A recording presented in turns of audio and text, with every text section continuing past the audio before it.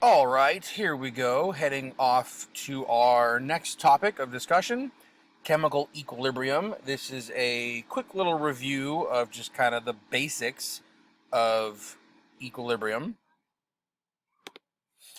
So, for chemical equilibrium, as we kind of saw back with thermodynamics, there's reactions that go to completion, and then there's reversible reactions.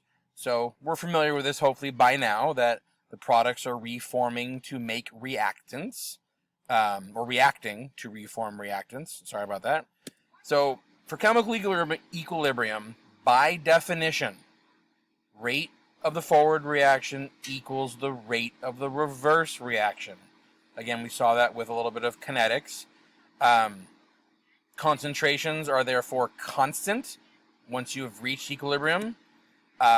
We denote equilibrium by the double directional arrow. Be aware that College Board is not going to tell you, quote unquote, the following equilibrium reaction or the following equilibrium condition. No, they are not. They're just going to give you a reaction with a single directional arrow or a double directional arrow. So gotta pay attention to the arrow as well as the states, going back to entropy. Of course, they always make them subscripted in small with the states.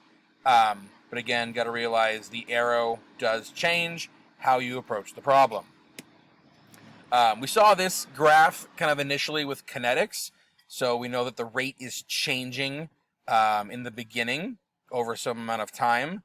But we also know that the importance of the initial rate of a reaction to help us obviously figure out how fast it's going, kind of like we saw with method of initial rates, eventually we're going to get to this condition where the concentrations are constant.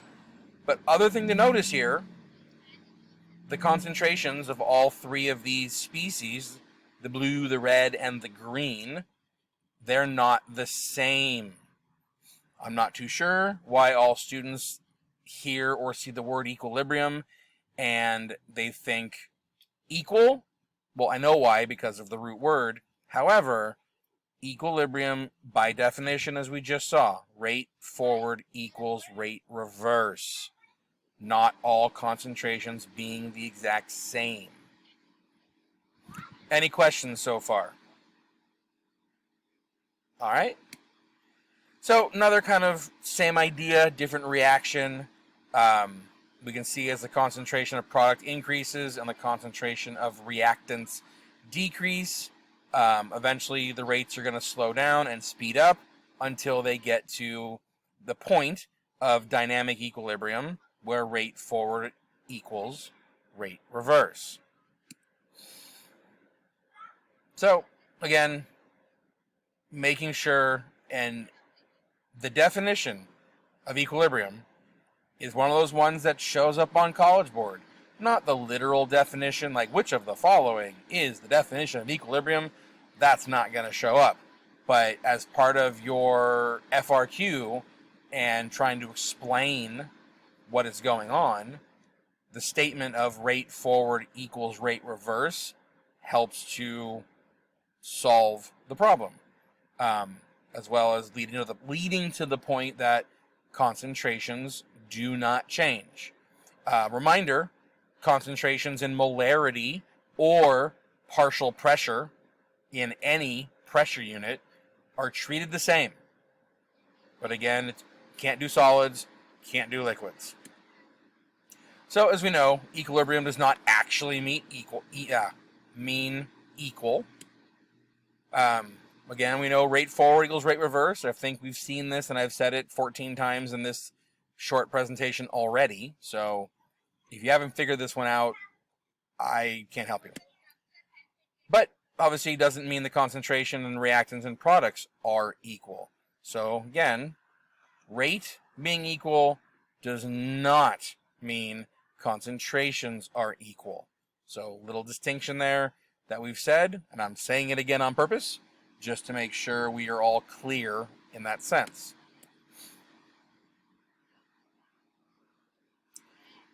So when we come to a point eventually to talk about the type of equilibrium and where it lies.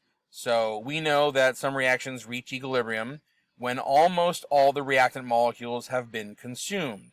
So we say the position favors the products, or it's a product-favored equilibrium. Conversely, if only a little bit of the reactants have been used and some product has been formed, but you've reached equilibrium after a certain amount of time, then we are reactant-favored equilibrium. You will be asked, probably on the multiple choice, to discuss on why something is product-favored or reactant-favored. How do you know it's reactant-favored or product-favored?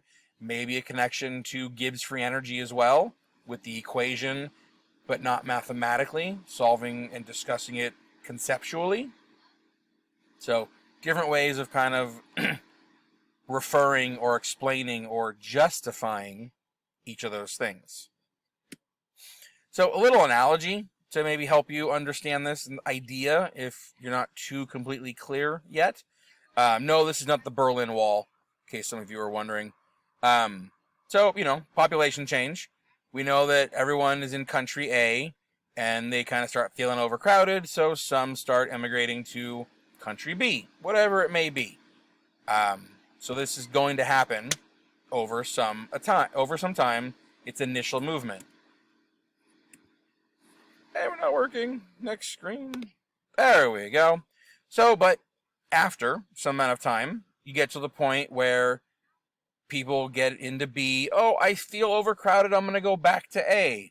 And then A goes to B, B goes to A, over and over again, until eventually it's just a constant change of people going both directions, but the concentration of people aren't changing over duration of time.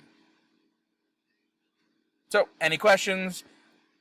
But I did just realize that you are probably watching this by yourself, as you are, flipped classroom variety.